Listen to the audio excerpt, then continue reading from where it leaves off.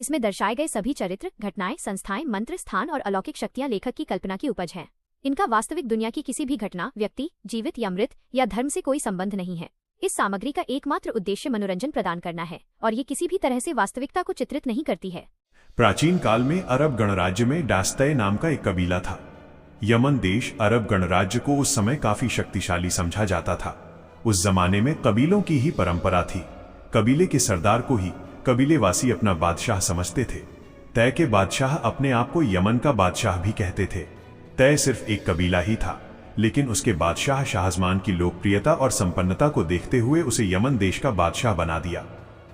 Yemen देश की स्थापना छोटे छोटे कबीलों को आपस में मिलाकर हुई थी।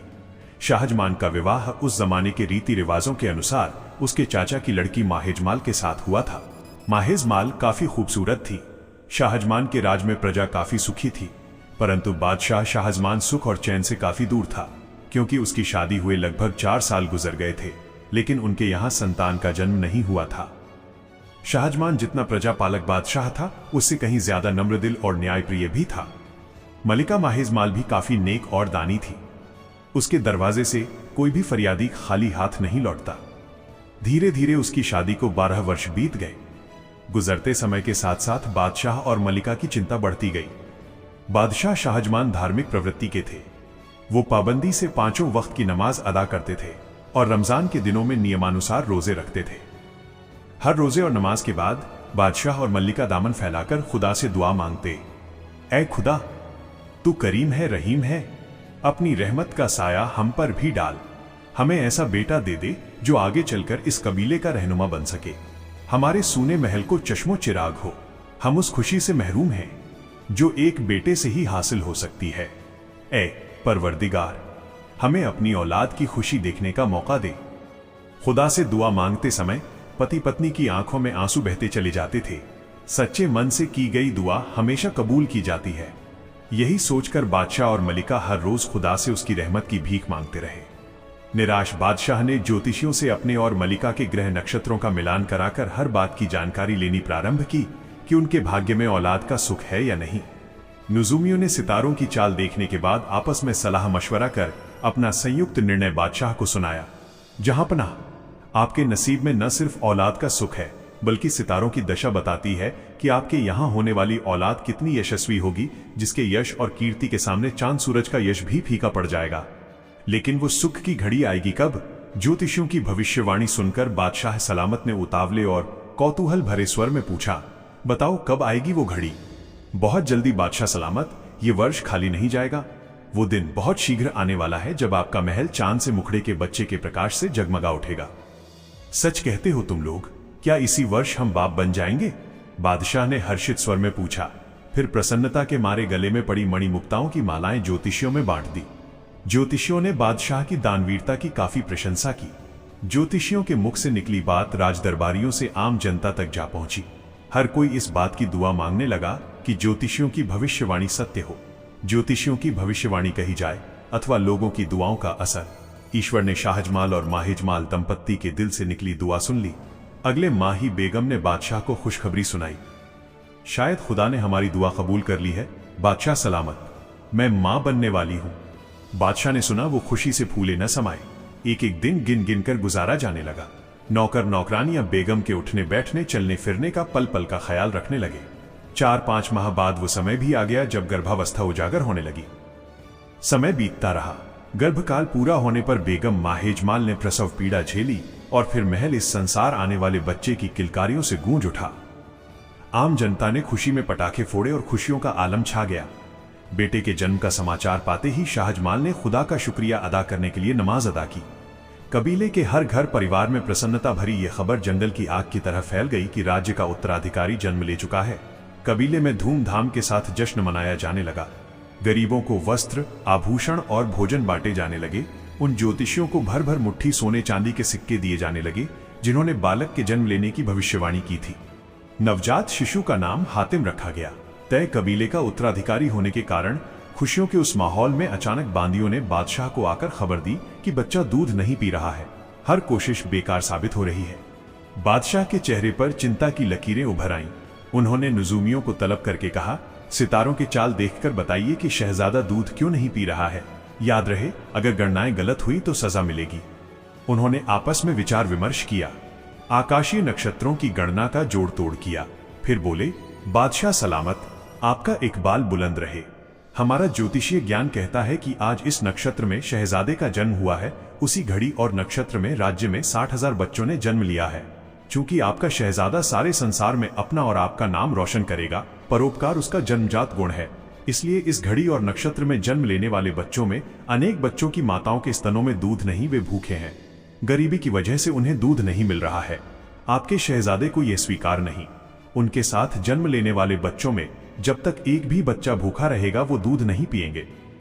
ज्योतिषियों का परामर्श सुनते ही बादशाह ने फौरन अपने दरबारियों और सैनिकों को हुक्म दिया, जाओ और जाकर हमारे राज्य में एक एक घर के द्वार को खटखटा कर पता करो कि किस किस घर में हमारे शहजादे के जन्म के समय बच्चों ने जन्म लिया है। उन सब की सूची बनाओ और जिस जिस बच्चे को दूध न मिल रहा हो उसे दूध मुहैया कराओ। हातिम के साथ जन्म लेने वाले बच्चों की सूची बनाकर हमारे सामने पेश करो। मैं ऐलान करता हूं, हातिम के साथ जन्म लेने वाले बच्चों के पालन पोषण का इंतजाम राजकोष से होता रहेगा। बादशाह का हुक्म मिलते ही शाही सेना और दरबारी सरकारी हुक्म बजा ले जाने के कार्य में लग गए। शीघ्र ही इस बात की घोषणा हुई कि राज्य में सभी नवजात बच्चों के दूध का प्रबंध कर दिया गया है। अब न कोई बच्चा भूखा है और न ही आगे भूखा रहेगा। बादशाह ने हातिम के दूध पीने के बाबत पता लगाया तो उन्हें एक बार फिर निराशाजनक खबर मिली।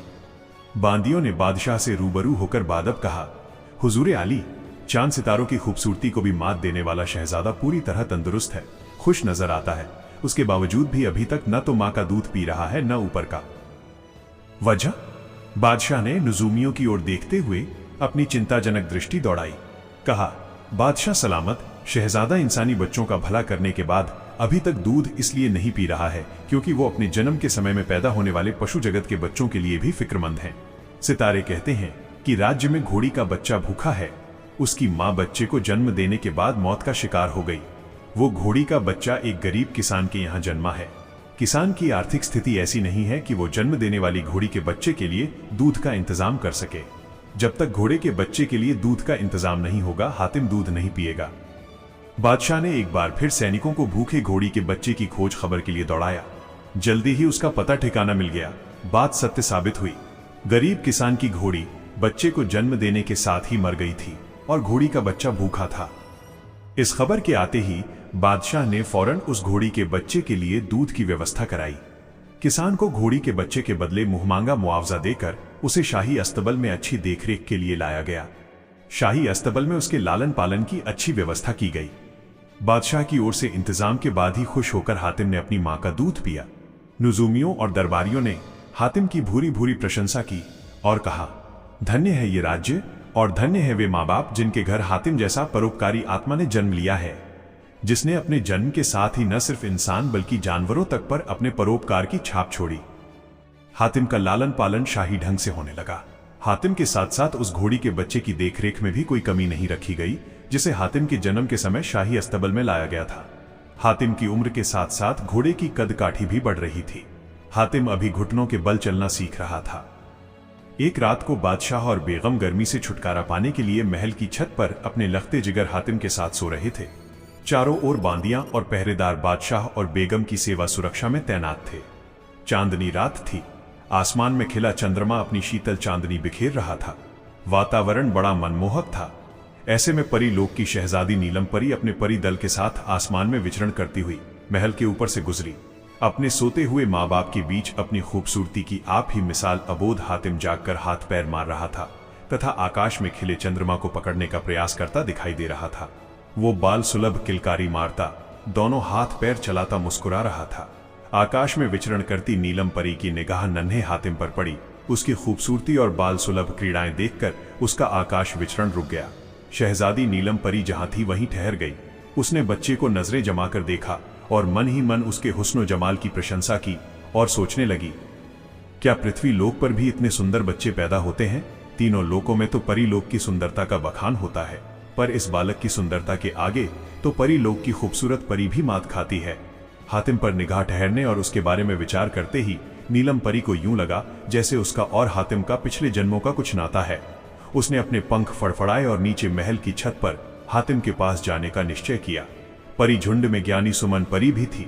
सुमन परी की विशेषता ये थी कि भूत, भविष्य और वर्तमान की बातें वो अपने बुद्धि बल से जान लेती थी। नीलम परी नीचे जाने को हुई तो ज्ञानी सुमन परी ने टोक दिया, मेरा मशवरा है कि तुम नीचे मत जाओ। तुम्हारा इस समय जो इरादा है उसे मैंने भांप लिया है। अगर तुम मेरी बात न मानकर इस बच्चे के पास जाओगी तो बहुत दुख पाओगी। वो बच्चा कौन है धाय मां? नीलम परी ने सुमन परी से पूछा।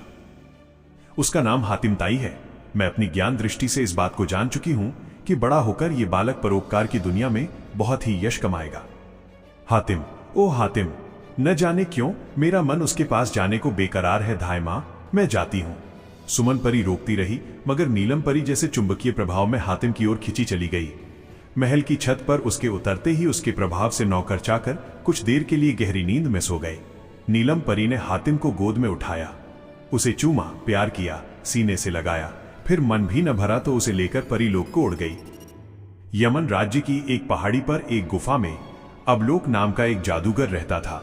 इतना जालिम था कि उसने अपनी जादू शक्ति से न केवल विद्वान इंसानों को बल्कि आकाश में अकेली विचरण करती परियों को भी खींचकर अपने पहाड़ की गुफा में कैद कर रखा था।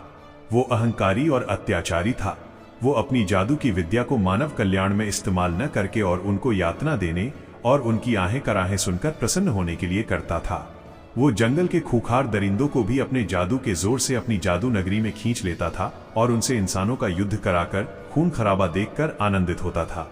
वो परियों के पंख चलाकर उनकी चीखें सुनकर ठहाके लगाता था। ऐसे ही एक दिन वो मासूम परियों पर अकारण जुल्म ढाकर उन्मादी ठहाके लगा रहा था। तभी बरसों से उसकी कैद में रह रहा अपने जमाने का सबसे मशहूर विद्वान और प्रसिद्ध ज्योतिषी सरनशाह परियों पर अत्याचार होते देख चीख पड़ा, बस कर अबलोक जादूगर, तेरे जुल्म का घड़ा भर चुका है। याद रख, तुझे मारने वाला, तेरे जुल्म सितम से बेगुनाहों को छुटकारा दिलाने वाला इस संसार में आ चुका है। तुझे मरना तो है ही, पर समय रहते अपने गुनाहों से तौबा कर लेगा तो हो सकता है कुछ आसान मौत मरे। कुछ देर रुककर सरनशाह ज्योतिषी ने उसी जोशीले स्वर में परियों और अन्य विद्वानों को संबोधित करके कहा, कुछ समय और धीरज रखें आप सब। मैं सरनशाह ज्योतिषी भविष्यवाणी करता हूं कि दुष्ट जादूगर के कष्टों से आप सबको छुटकारा दिलाने वाला इस संसार में जन्म ले चुका है। अबलोक जादूगर ज्योतिषी के पास आया और उसकी गर्दन पकड़कर दहाड़ा, बता बता कौन है वो जिसके लिए भविष्यवाणी कर रहा है? मैं अपने जादू के जोर से पहाड़ों को आग के शोलों में बदलकर उन्हें राख बना सकता हूं, और मैं नदियों और समुद्रों का जल जादुई मंत्रों से फूंक कर सुखा सकता हूं। मैं अपने जादुई मंत्रों की ताकत से हुकूमतों को हिला सकता हूं। मुझसे बड़ा जादूगर इस संसार में कोई पैदा नहीं हुआ। तू किसकी बात करता है सरनशाह? अबलोक चिल्ला रहा था। उसकी आंखें सुर्ख हो चली थीं, नथुने फड़फड़ाने लगे थे। उसके झकझोरने से अप्रभावित रहकर सरनशाह तेज स्वर में बोला, मैं उसकी बात कर रहा हूं जो न तो कोई जादूगर है न ही कोई दैवीय शक्तियों का अवतार है, सिर्फ एक सच्चा इंसान है। वो तो अभी कुछ माह का बालक है। मैं सितारों की गणना करके कह रहा हूं, वो बालक बड़ा होकर अबलोक जादूगर का संहार करेगा। उसके आगे अबलोक जादूगर की सारी जादू शक्तियां व्यर्थ साबित होंगी, क्योंकि वो एक सच्चा खुदा का नेक बंदा है। उसकी शख्सियत का ये आलम है कि परियों की शहजादी उसे खिलाने, दुलारने और प्यार करने परीलोक ले जाती हैं। कौन है वो? उसका पता बता, मैं उसे अभी जाकर खत्म कर दूंगा। खुदा गवाह है अबलोक, अगर मुझे रत्ती भर भी इस बात का अंदेशा होता कि तेरे हाथों से इस बालक का कुछ भी अनिष्ट हो सकता है तो मैं कभी भी तुझे उसका पता नहीं बताता। बेशक तू मुझे दहकती सलाखों से दाग दाग कर मौत के घाट ही क्यों नहीं उतार देता, पर सितारों की गणना बताती है कि तेरे हाथों से उस बालक का न आज कुछ हो सकता है और न ही आने वाले समय में। अतः मैं उसका पता बताने में कोई हर्ज नहीं समझता। वो तय कबीले के सरदार शाहिजमान का पुत्र हातिम है। उसका नाम हातिम अताई के रूप में पूरी दुनिया में फैलेगा। तय कबीले का सरदार शाहिजमान का बेटा हातिम अताई। हुंकारते हुए अबलोक ने जादुई मंत्र पढ़ा और देखते ही देखते वो इंसान से बास की शक्ल में बदल गया। हातिम को लक्ष्य करके उसको नुकसान पहुंचाने के उद्देश्य से आकाश में उड़ता चला गया। उधर जब बादशाह और बेगम की आंख खुली तो वे चौंक उठे। उन्होंने बिस्तर पर नन्हे हातिम को न पाया तो देखते ही देखते वहां कोहराम मच गया। नौकर चाकरों से जवाब तलबी होने लगी। पहरेदारों से सख्त पूछताछ की जाने लगी। किसी को कुछ भी मालूम नहीं था कि नन्हा हातिम कहां गया, कौन ले गया, जमीन खा गई या आसमान निकल गया। हातिम की मां बच्चे की जुदाई के गम में विलाप करने लगी। मां का करुण रुदन परियों की शहजादी नीलम परी से देखा नहीं गया। वो झट आकाश से उतरी और बच्चे को मां की गोद में सौंपते हुए बताया कि किस तरह वो आकाश में विचरण कर रही थी कि हातिम की खूबसूरती पर मुग्ध होकर वो उसे परीलोक ले गई थी। दरबारियों ने सुना तो दांतों तले उंगली दबा ली। धन्य है हातिम जिसे परीलोक की परियां खिलाने ले जाती हैं। वे आपस में एक दूसरे से कहने लगे। नीलम परी ने हातिम के गले में ताबीज डालते हुए कहा, ये परी लोक की तरफ से हातिम के लिए उपहार है। जब तक मणिमुक्ताओं से युक्त ये ताबीज हातिम के गले में पड़ा रहेगा, हातिम को बड़ी से बड़ी दुष्ट शक्ति भी नुकसान नहीं पहुंचा सकेगी। इस ताबीज की मदद से हातिम बड़ी से बड़ी विपत्तियों से बचा रहेगा। परियों की रानी ने वो ताबीज स्वयं अपने हाथों से हातिम के गले में डाला और उसे आशीर्वाद दिया। ये कहकर नीलम परी अंतर ध्यान होने ही वाली थी कि उसी समय खतरनाक बाज का रूप धारण करके अबलोक जादूगर हातिम का अनिष्ट करने आधम का। उसने हातिम पर झपट्टा मारा, सिर पर नुकीली चोंच मारी। बादशाह, बेगम और दरबारियों में चीख पुकार मच गई। सेनापति ने तलवार निकालकर हमलावर बाज पर निशाना साधा। आश्चर्य, महान आश्चर्य! तलवार बाज के शरीर से टकराकर टनाक की ध्वनि से टूट गई, जैसे लोहे के कवच से टकराई हो। दरअसल जादूगर अबलोक ने तलवार के वार के समय अपना शरीर जादू के प्रभाव से लोहे का बना लिया था। लेकिन उससे भी आश्चर्य की बात यह थी कि हातिम का बाज के हमले से बाल भी बांका नहीं हुआ था। वो तो अपनी बाल सुलभ मुस्कान से यूं मुस्कुरा रहा था जैसे किसी खूबसूरत खिलौने से खेल रहा हो। बाज हमले पर हमला करता रहा था। हातिम परीलोक के ताबीज के प्रभाव से समस्त हमलों से अछूता था। बाज पर बर्छी भालों से हमले हो रहे थे। उस सामूहिक हमले से जादूगर अबलोक को घबराकर इधर उधर भागना पड़ रहा था। उसकी घबराहट से आनंदित होती हुई अंतर्ध्यान हुई नीलम परी एकदम सामने आकर कहा लगा उठी। उसने अपने हाथों में उठाई परीलोक की छड़ी का प्रकाश पुंज हातिम की रक्षा हेतु हातिम पर फेंकना आरंभ कर दिया। उस प्रकाश पुंज के प्रभाव से अब अबलोक हातिम की ओर हमला करने के इरादे से बढ़ भी नहीं सकता था, क्योंकि परीलोक की जादुई छड़ी के प्रभाव में आते ही वो जलकर मर सकता था। जब तक नीलम परी के हाथ में परीलोक की छड़ी थी, वो उसे भी कोई नुकसान नहीं पहुंचा सकता था। कुपित हुआ अबलोक महल के रोशनदान से जान बचाकर बाहर निकला। फिर मानव रूप धारण करने के बाद चिंघाड़ा, नीलम परी, मैंने तुझे पहचान लिया है। याद रख, आज मैं तेरी वजह से ही अपने शिकार को छोड़कर जा रहा हूं। तुझसे एक न एक दिन इसका बदला मैं अवश्य लेकर रहूंगा। और फिर वो भयानक गर्जना करते हुए अबलोक जादूगर ने फिर बाज का रूप धारण किया। बादशाह के तीरंदाजों से बचता बचाता वो अपने मायावी संसार में जा पहुंचा। नीलम परी का हातिम पर ऐसा स्नेह हुआ कि वो बार बार उसकी देखरेख के लिए आती रही। हातिम धीरे धीरे बड़ा होने लगा। साल से उम्र बढ़कर 2 साल, 5 साल और 10 साल की हो गई। अब उसने धार्मिक पुस्तकों के अध्ययन के साथ साथ तीर तलवार व घुड़सवारी की भी दीक्षा प्रारंभ कर दी। अपनी कुशाग्र बुद्धि की वजह से वो हर विधा में जल्द ही पारंगत होता चला गया। 10 वर्ष की उम्र में पहुंचने के बाद उसके परोपकार के लक्षण भी उभरने लगे। उसके बचपन से राज्य के अस्तबल में पला स्वस्थ हष्टपुष्ट घोड़ा हातिम की छोटी उम्र से ही उसकी घुड़सवारी के काम आने लगा था। घोड़ा इतना सधा हुआ था कि हातिम के इशारे पर सरपट दौड़ता चला गया था और मंजिल तक पहुंचा देता था। हातिम को भी उसी घोड़े से प्यार था। हातिम की दिनचर्या बन गई थी कि वो कई कई घंटों के लिए मैदान से बाहर राज्य की सीमा में घूमने के लिए निकल जाता, दीन दुखियों की सेवा करता, इस बात का ध्यान रखता कि उसके पिता के राज्य की प्रजा को किसी भी प्रकार की दुख तकलीफ न होने पाए। वो लोगों के बीच खुद पहुंचकर खुद इंसाफ करता। कोई न कोई परोपकार किए बिना वो महल में वापस नहीं लौटता। बाल्यकाल से किशोरावस्था में कदम रखते रखते हातिम लोगों के बीच प्रजापालक, इंसाफ और परोपकार करने वाले शहजादे के रूप में लोकप्रिय होता जा रहा था। एक दिन वो घुड़सवारी करता हुआ एक निर्जन ग्रामीण इलाके से गुजर रहा था कि उसके कानों में किसी स्त्री का करुण रुदन पड़ा। उसने घोड़े का रुख उस दिशा में किया जिधर से रुदन का स्वर आ रहा था। उस स्थान पर पहुंचकर उसने एक झोंपड़े के सामने कुछ लोगों को एकत्रित देखा। घोड़े से उतरकर आगे बढ़ने पर उसने एक युवक की लाश देखी। लाश के पास एक वृद्धा को विलाप करते हुए पाया। वहां एकत्रित सभी लोग शोकाकुल थे। हातिम ने आगे बढ़कर पूछा तो उसे मालूम हुआ कि वृद्धा के इकलौते बेटे को सांप ने डस लिया है। मां के बुढ़ापे का सहारा टूट गया है, इसलिए वो इतना विलाप कर रही है। युवक की मृत्यु का कारण जानकर हातिम ने पूछा, क्या इस गांव में कोई हकीम या वैद्य नहीं है? जब इसे सांप ने डसा था तो सांप के डसने का इलाज क्यों नहीं हुआ? एक वैद्य बोला, मैं ही दवा इलाज करता हूं, पर इस युवक को जिस किस्म के सर्प ने डसा है वो अत्यंत विषैला है। उसका जहर उतारने का मेरे पास कोई इलाज नहीं है। पर अपने बुजुर्गों से मैंने सुना है, ऐसे विषैले सर्प दंश का एक ही इलाज सुना है और वो है माजूफल। माजूफल यदि मिल जाए तो सांप का जहर अब भी उतर सकता है, पर मुश्किल ये है कि वो हम जैसे लोगों की पहुंच से बहुत दूर है। उत्तर पर्वत की चोटियों पर माजू फल का वृक्ष पाया जाता है।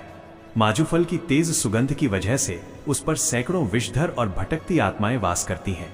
100-200 आदमी मिलकर भी माजू फल वृक्ष के पास जाकर माजू फल लाने की चेष्टा करें तो भी सफल नहीं हो सकते।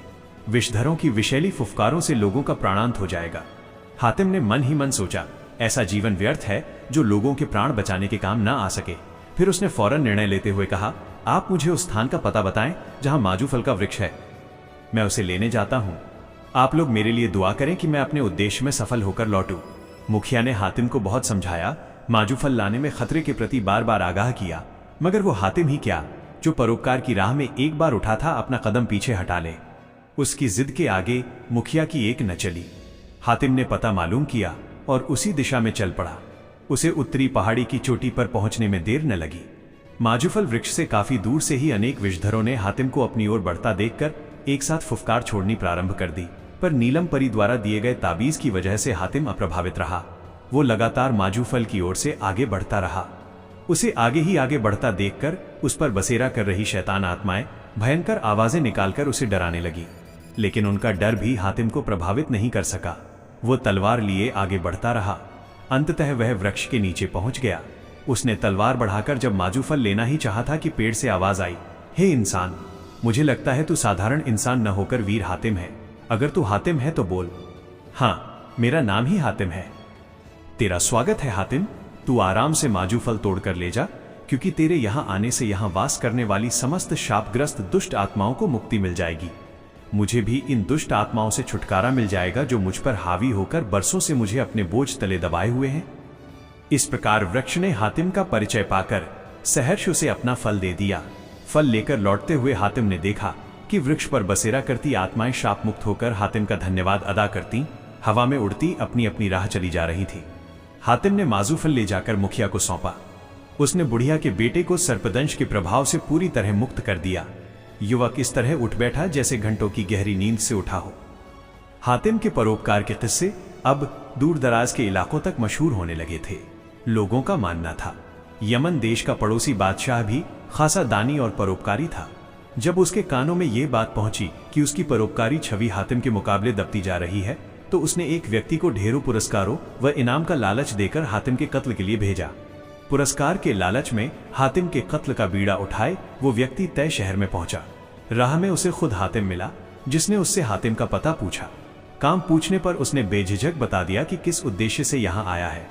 उसकी बात सुनकर हातिम उसे ससम्मान महल में अपने निवास स्थान पर ले गया। उसे खिला पिलाकर पूरी आवभगत करके रात्रि विश्राम का प्रबंध किया और सुबह के उठने पर अपना सिर उसके आगे करते हुए कहा, हे मुसाफिर, तुम मेरे राज्य में आए हो, अतः अतिथि सत्कार करना मेरा कर्तव्य था। अब तुम जिस मकसद से इतनी दूर तक आए हो उसमें तुम्हें निराश न होना हो, क्योंकि परोपकार ही मेरे जीवन का उद्देश्य है। इसलिए तुम्हें बताता हूं कि हातिम मैं ही हूं। तलवार उठा और मेरी गर्दन उतारकर अपना उद्देश्य पूरा करो। हातिम के मुख से इस बात को सुनकर वो व्यक्ति हक्का बक्का रह गया। वो हातिम की दरिया दिली से इतना प्रभावित हुआ कि उसके कदमों में गिरकर अपने कुत्सित उद्देश्य को लेकर उससे क्षमा याचना की। वो वापस लौटकर अपने राज्य में गया और अपने बादशाह से वो सब कुछ कह सुनाया जो उसके साथ गुजरा था। बादशाह उसकी बात सुनकर अत्यधिक प्रभावित हुआ। वाकई खुद को तलवार के नीचे पेश कर देने की दरियादिली और दानवीरता उसमें नहीं थी। ये कार्य तो हातिम ही कर सकता था। बादशाह ने उस आदमी को पुरस्कार देकर तथा इस बात का वचन देकर विदा किया कि हातिम की दानवीरता महान है। अब वो उसको देखकर जीवन में कभी ईर्ष्या भाव नहीं करेगा। इसी तरह दिन पर दिन बीतते रहे। हातिम पूर्ण किशोरावस्था में पहुंच चुका था। किशोरावस्था में पहुंचते पहुंचते वो हर दिन हर रात परोपकार में ही व्यतीत करता रहा और इस अवस्था तक आते आते काफी यश कमा चुका था। बचपन से लेकर 12 वर्ष के बच्चे की उम्र का अरसा ऐसा होता है जिसमें प्राकृतिक रूप से कुछ न कुछ उथल पुथल हो जाती है। अब लोग जादूगरनी ने नीलम परी से जो मात खाई थी उसे वो भूल नहीं पाया था। 12 वर्षों के बाद उसे अचानक ही वो मौका मिल गया जब उसे नीलम परी अपनी सखियों के साथ अपनी जादू नगरी के ऊपर से उड़ती नजर आई।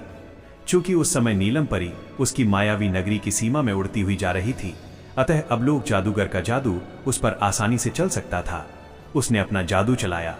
नीलम परी के हाथ से परी लोक की जादू छड़ी छूटकर नीचे गिर गई और छड़ी के साथ ही नीलम परी भी नीचे आने लगी। उसकी सखी परियों ने उसे बचाने की बहुत चेष्टा की, पर सब व्यर्थ रहा।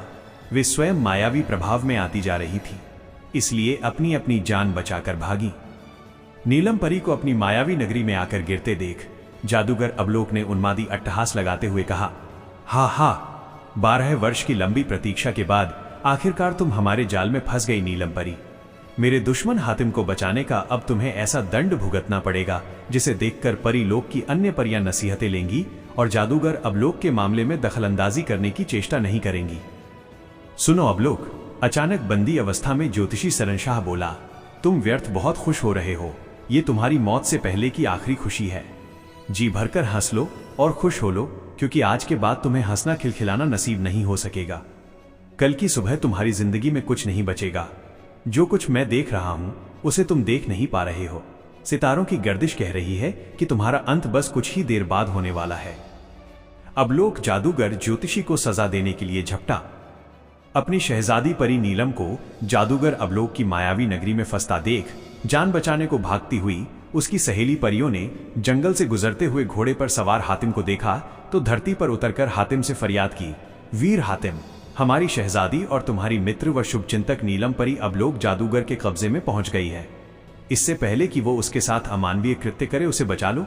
तुम तो परोपकारी हो, अपने मित्र परी पर परोपकार नहीं करोगे? परियों की फरियाद सुनकर हातिम ने तुरंत घोड़ा मोड़ा और परियों से वो रास्ता दिखाने को कहा जो अवलोक की मायावी नगरी को जाता था। परियां उड़ चली, उन्हीं के पीछे हातिम का घोड़ा हवा से बातें करता हुआ दौड़ता चला गया।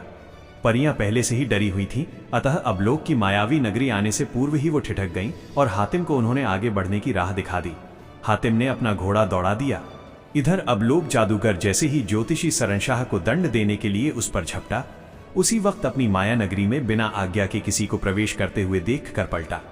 उसने आने वाले की राह रोकने के लिए जादू के जोर से आग के बड़े बड़े गोले उसकी ओर छोड़े, पर चूंकि हातिम के गले में परिस्थान का ताबीज पड़ा हुआ था, इसलिए बढ़ते आ रहे आग के गोले उसके करीब आते आते फूलों के हार बनते चले गए। अवलोक ने घबराकर बरसात करने वाला जादू फूंका। मूसलाधार वर्षा के साथ साथ बड़े बड़े ओले पड़ने लगे, मगर हातिम अप्रभावित रहा। उसके बढ़ते कदमों के सामने न तो वर्षा का प्रभाव था न ही ओलों का। उसके बाद हातिम पर अवलोक ने पर्वतों की चट्टानें गिरानी प्रारंभ की, पर हातिम के लिए वो भारी भारी पत्थर रुई के गोलों से ज्यादा साबित न हो सके। आखिरकार अवलोक ने खुखार दरिंदों की फौज हातिम के मुकाबले में उतारी। वे गुर्राते हुए झपटे, मगर हातिम के सामने आते ही उसके तलवे चाटने लगे। अपनी सभी युक्तियां असफल होते देख अवलोक पलटकर भागा। हातिम ने पीछा किया, ललकार कर उस पर तलवार का ऐसा वार किया कि कोई जादू चलाकर रूप बदलने से पहले ही 2 टुकड़े हो गया। अवलोक चीखता हुआ गिरकर मर गया। उसकी मौत के साथ ही वहां का मायावी जाल टूट गया। सभी आजाद होकर हातिम की जय जयकार करने लगे। इस तरह न सिर्फ नीलम परी को ही बल्कि परी लोक की अन्य परियों को हातिम ने आजाद करा लिया तथा ज्योतिषी सरनशाह और अन्य जीवों की रक्षा भी की। नीलम परी तथा अन्य परियां हातिम का धन्यवाद अदा करते हुए वायुमंडल में उड़ गईं। हातिम लौट आया। उसकी और नीलम परी की मित्रता आगे भी बनी रही। कुछ वर्ष और बीते। हातिम अब पूर्ण रूप से जवान हो चुका था। उसकी खूबसूरती और बांका सजीलापन और भी निखर चुका था। पड़ोसी देश की शहजादी गुलनाज ने हातिम की खूबसूरती और जवाब मर्जी के काफी किस्से सुन रखे थे। वो उससे मन ही मन प्रेम करने लगी थी। एक दिन उसने हातिम को अपने देश की सीमा से घोड़े पर सवार गुजरते देखा तो उसे रोक लिया और प्रणय निवेदन किया। बावजूद इसके कि वो बहुत खूबसूरत थी, हातिम ने उसके प्रणय निवेदन को इस कारण ठुकरा दिया क्योंकि वो खुद गले पड़ने वाली स्त्री के प्रेम को स्वीकार करना अपनी सभ्यता के विरुद्ध मानता था। उसने गुलनाज को समझाया। गुलनाज ने खुद को अपमानित महसूस करते हुए उसे कैद करके 7 तालों में डाल दिया और शर्त लगा दी कि जब तक वो उससे विवाह के लिए तैयार नहीं होगा तब तक वो उसका गुलाम और कैदी बनकर रहेगा। इस संकट की घड़ी में जब हातिम को कुछ नहीं सूझा तो ताबीज हाथ में लेकर परिस्तान की रानी परी को याद किया और ताले टूटते चले गए। हातिम निकल गया। इसके निकल जाने का गुलनाज को बहुत अफसोस हुआ। हातिम उसे दंड दिए बगैर ही आगे अपने रास्ते में बढ़ गया क्योंकि हातिम औरत पर हाथ उठाना अपनी सभ्यता के विरुद्ध मानता था। वो जंगल में अपना घोड़ा दौड़ाए आगे बढ़ता चला जा रहा था कि अचानक उसे किसी युवक का करुण रुदन सुनाई पड़ा। वो हाय प्यारी की आवाज लगाता हुआ बार बार अचेत हो जाता था। आवाज की दिशा में बढ़ते हुए हातिम को उस युवक तक पहुंचने में देर नहीं लगी। निकट पहुंचकर उसने देखा एक पेड़ के नीचे एक खूबसूरत युवक एक तस्वीर को सीने से लगा विरह में तड़प रहा था। हातिम के संबोधित करने पर उसने अपना ध्यान चित्र की ओर से हटाया। हातिम की निगाह चित्र पर पड़ी। उस खूबसूरत परी के चेहरे को देखकर हातिम प्रभावित हुए बगैर नहीं रह सका। उसे उस युवक पर दया आ गई। उसने उसके करीब बैठकर पूछा, भाई तुम कौन हो और इस जंगल में इस पेड़ के नीचे बैठे भयानक विलाप क्यों कर रहे हो? तुम्हारे साथ क्या घटना घटी है? मुझे बताओ, शायद मैं तुम्हारी कुछ मदद कर सकूं। उस युवक ने रोते हुए कहा, भाई, मैं ख्वारिज्म देश का शहजादा मुनीर शामी हूं। तुम्हें अपने रोने का कारण कैसे बताऊं? तुम्हें मैं कुछ नहीं बता सकता। यदि बताऊं भी तो उससे कोई लाभ नहीं होगा। मेरा दुख इस संसार में कोई दूर नहीं कर सकता और न ही दूर करने का प्रयत्न कर सकता है। मुनीर शामी की ऐसी बातें सुनकर हातिम ने कहा, मैंने अभी तुमसे कहा था, शायद मैं तुम्हारे किसी काम आ सकूं। तुम अपने रोने का कारण बताओ, मैं तुम्हारा दुख अवश्य दूर करूंगा। हे शहजादे, मैं मुल्क यमन का शहजादा हातिम हूं। मैं वादा करता हूं, यदि मुझे तुम्हारा दुख दूर करने में अपने प्राण भी गंवाने पड़े तो हंसते हंसते गवा दूंगा। हातिम की ऐसी बातें सुनकर मुनीर शामी को ढाढ़स बंधा। उसने शहबाद की मालकिन हुस्नबानो का चित्र उसके समक्ष रख दिया और कहा, इस परी जमाल के हुस्न ने मुझे पागल बना दिया। यही वो आसमान से उतरी परी है जिसने मेरा सुख चैन सब कुछ छीन लिया है। हातिम ने चित्र की ओर देखते हुए कहा, अच्छा मुनीर शामी, तुम्हें इस परी जमाल की विरह का दुख है। फिक्र न करो, मुझे बताओ हसीना कौन है, कहां रहती है, इसके और तुम्हारे मिलने में क्या दिक्कत है? मुझे इस बारे में पूरी जानकारी दो और मेरा विश्वास करो, यह हसीना तुम्हें अवश्य मिलेगी। जब तक मैं तुम दोनों को मिला नहीं दूंगा तब तक तुम्हारा साथ नहीं छोड़ूंगा। अब हातिम शहजादे मुनीर शामी की मदद के लिए एक और परोपकारी यात्रा पर निकल पड़ा है। क्या आप जानना चाहेंगे कि शहजादी हुस्नबानो कौन थी और मुनीर शामी को उसे पाने में क्या कठिनाइयां थीं? आगे कहानी में बहुत ही रोमांच आने वाला है, एडवेंचर आने वाला है। तो आगे का भाग जानने के लिए हमारे चैनल को सब्सक्राइब कीजिए, वीडियो को लाइक कीजिए और बने रहिए हमारे साथ स्टोरी वाले बाबा चैनल पर।